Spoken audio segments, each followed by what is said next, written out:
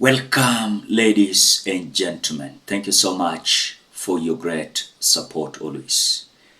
A young and fresh blood in politics has emerged, where Babu Owino, Edwin Sifuna, Gathoni Muchomba, Caleb Amisi, Honorable Kibagendi, Honorable Ndindi NYORO, and several other young members of parliament are now coming up with a tsunamic alliance, and they are possibly registering a new political party. They are feeling like to join William Ruto is not an option. And also they are feeling like to join Akina Kalonzo is not an option. I want you to listen to more details why they are coming up with this, and their mission is to kick out William Ruto together with other opposition come 2027. But before we watch, hakikisha umelike the video. I've realized that sometimes when I watch a video, munasahau ku like, so I'm just reminding you, as you watch, please consider liking the video. Thank you so much for that like. Now, an undercurrent is swelling in the political scene, challenging the status quo of government and the united opposition. The emerging Kenya Moja movement, also dubbed the third force, is now prompting serious debate and a shakeup in the political arena. Spearheaded mostly by younger political players, the movement brands itself as a bold alternative to the status quo, while openly opposing President William Ruto's administration.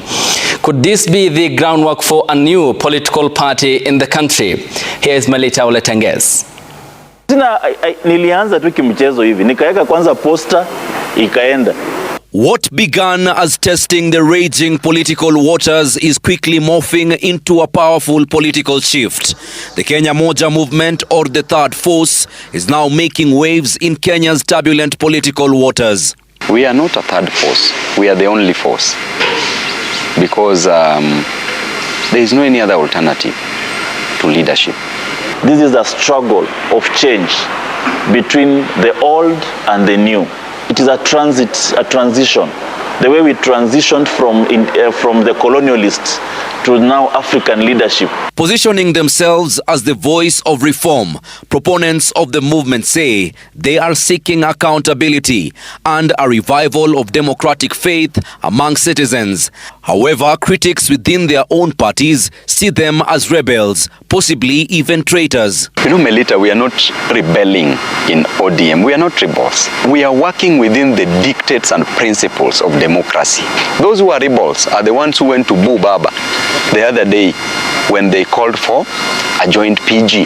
The resistance is there. We are being threatened day and night. We are developing a thick skin. Woe unto you if our skin become thicker, because that means there is nothing else you will be threatening us on. Tumezingirwa kila mahali na maadui ambao wanataka kutumaliza. Herode anatokea huku. Saa kidogo Goliathi ametokea pande hii.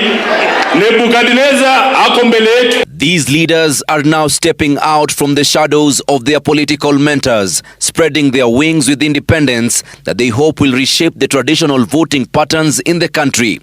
But without a political vehicle, is Kenya Moja laying the foundation for a new political party? Movements will germinate into a political party. If it becomes a political party, so be it. Every political party is always registered with an intention to get the people. But the moment we have the people, then in ourselves, the name Babu Owino, ain't it bigger than almost 100% of the political parties in this country? So Babu Owino alone is a political party. Their ambition doesn't stop there. The Kenya Moja wing claims that more prominent politicians sitting on the fence, like Kiharu MP Ndindi NYORO and Nyali MP Mohamed Ali, may be joining the cause. In politics, there is the sky and the ground. The sky are the principles.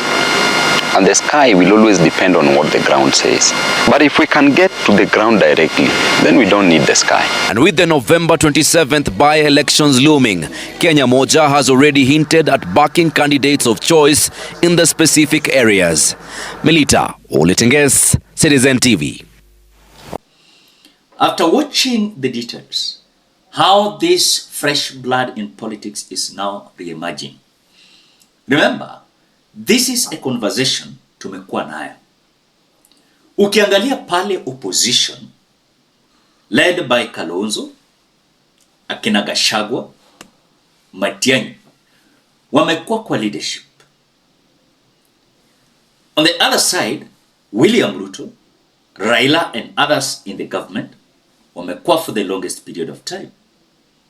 So these young members of parliament are coming out to feel like if we support the opposition, these are same monkeys but different forest. When we support William Ruto, the same thing, same monkeys but different forest. So these young members of parliament are feeling like they can form a third force, which for Babu Owino has said is not about third force. They are first force. And William Ruto and the opposition, they have no option. The question is, can these young members of parliament can rally Kenyans behind them? The only problem we have in this country is that come 2027, you feel like Kenyans are feeling akina Babu, they are still young, that they cannot lead.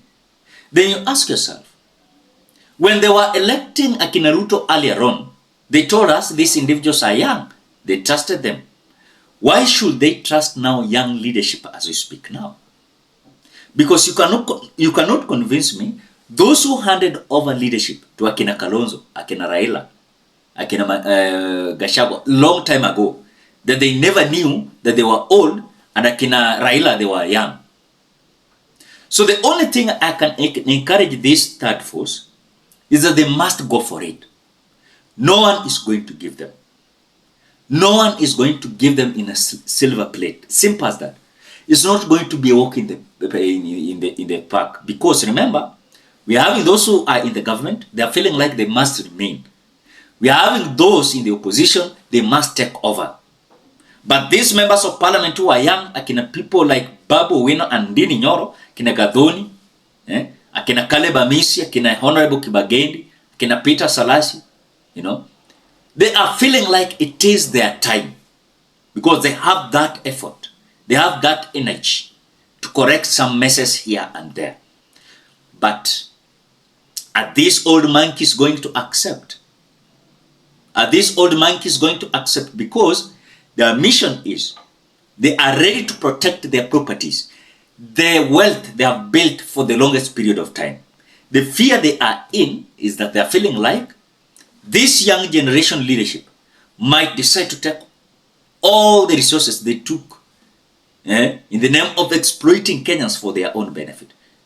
And so they are collecting themselves into a certain corner, And this is to maintain and make them, of course, continue being in the politics.